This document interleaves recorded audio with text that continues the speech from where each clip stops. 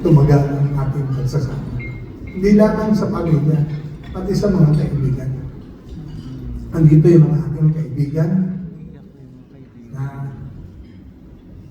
bumagyo man o umaraw, nandiyan sa likuran ko ang aking mga kaibigan.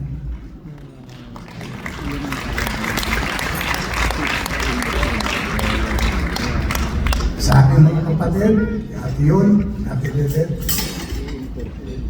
Ate Tess, Mayor Emmy, maraming salamat sa lahat ng support ng pinagpanood nyo sa pamilya ko nung buong nakakaraan.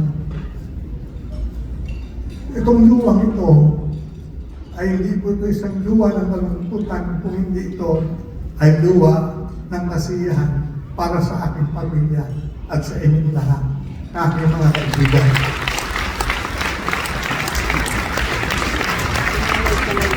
Wala po akong hangad na sana po ay bigyan pa po kami ng mahabang buhay na Edna, 10 ng aking anak, na ito po